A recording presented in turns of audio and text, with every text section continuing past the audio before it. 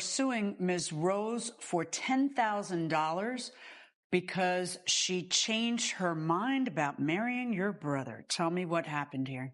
Are you so involved in that wedding? Well, they dated 3 years. Our folks unfortunately passed away about 10 years ago, and I took over our father's company. And so when my brother Josh brought Sherry home, she was like the sister I never had. So I was like, if you're going to marry my brother, I'll pay for the whole thing. Okay. And she agreed. Well, wait a second. Are you the one who proposed to her? No. Okay. So how long were you dating before you proposed? We were dating for 2 years, Your Honor. Okay. And how old are you? I am 27, sir. Okay. Ma'am, I'm sorry. Oh, that's all right. And so you decide to get married, and why is your brother paying for the wedding? I guess I'm trying to... Well, her family was a little disadvantaged, and my brother offered to step in to pay for the wedding, ma'am, and unfortunately, she did not follow through with that. When you say she didn't follow through, what ended up happening? I was at the altar, and the official said, "Does anyone object to this marriage?" And then my friend, groomsman, Alex, objected and admitted that he was in love with her, and she agreed, ruining the entire wedding and leaving me with the worst day of my entire life. Oh, my gosh. What happened? Alex and I had been friends since college. We have been friends for over 10 years. I introduced Alex and Josh to each other. And yes, when he did object to our marriage, I didn't even know they still did that. Does anybody object? Like, what's the point of that? Well, I'm still going to get married whether you object or not. Like, I didn't even know they still... So they asked the question, and what happens? He said, "Josh, I'm sorry, but I love her, and she can't marry you." Oh, my gosh. It was horrible. Yeah. Did you know you had feelings for Alex when you're in the middle of marrying Mr. Story? No.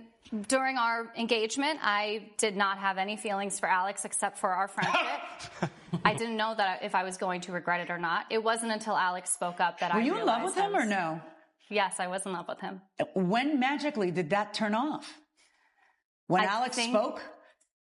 I think when I realized how involved James is with his brother's life, it seemed like there was an extra person in our relationship that I did not agree to marry. The left of the altar part is dramatic and probably pretty traumatizing for the groom. But honestly, the more interesting issue here is the enmeshment of the brother. The bride basically said she didn't feel like she was entering a marriage with one independent man, that the other brother is emotionally fused into every part of his life. And that is going to change the relationship dynamic. When one sibling is financially supporting the other sibling to that level, it can create a power imbalance in the relationship. You might think the other brother paying for the wedding might have felt generous, but to her it may have reinforced that the other brother was going to always have say in their life, decisions, finances, and marriage. And Alex objecting at the altar is wild, but my question is why he felt so comfortable saying that publicly in the first place. I believe there would have had to been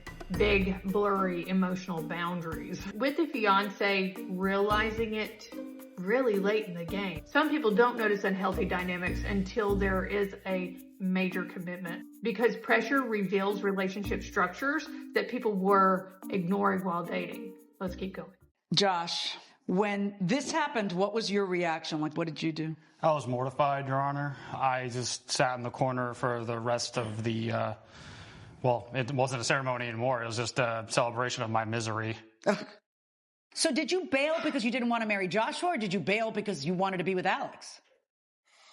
I think I decided not to get married because potentially marriage is not for me. Oh, okay. That would have been nice to know. Okay, well, let me ask you a question, though, because you're suing her for $10,000 because you spent that on the wedding. But was there ever an agreement that she was going to pay you back for that? Here's the part that I have a little bit of difficulty understanding, which is, and therefore you changed your mind about your heart, and so you must pay me $10,000. Like, in other words, there has to be some kind of agreement beforehand for somebody to owe you that kind of money. Clearly, you didn't say to her, and if you don't go through with it, you owe me $10,000. That conversation never happened. So you have decided that you're going to sue her because she's the one who walked out on your brother, which is really a continuation of this hovering that maybe, you shouldn't do on your brother. I mean, he should have been more intuitive about this. This was like, there's no way you don't see the signs that this person doesn't want to go through with this. And I maybe he's just become a little too accustomed to you leading him by the nose. I'm not sure that's the best of ideas, but certainly I do not see a situation where because she changes her mind about marrying your brother, she magically all of a sudden owes you all that money that you willingly decided you would spend on the party and on the ceremony. That doesn't create a contractual obligation on her part. Verdict for the defendant. Some people think that loyalty and closeness are always positive traits in families. But when somebody else's voice starts to carry equal or greater weight than the partner's, that's a problem. Which brings us to our big life lesson. If you constantly feel like you are competing with family dynamics instead of building a partnership together, that feeling usually gets bigger after a marriage, not smaller. So do better. Stop normalizing relationships where your partner never fully separates from unhealthy family dependence. Now, my final question for you. Do you think the bride was wrong for leaving at the altar? Or did she realize something important before making a huge mistake? Put your answers in the comments below. And as always, thank you for watching. Make sure to like, follow, and share. And I will see you again soon.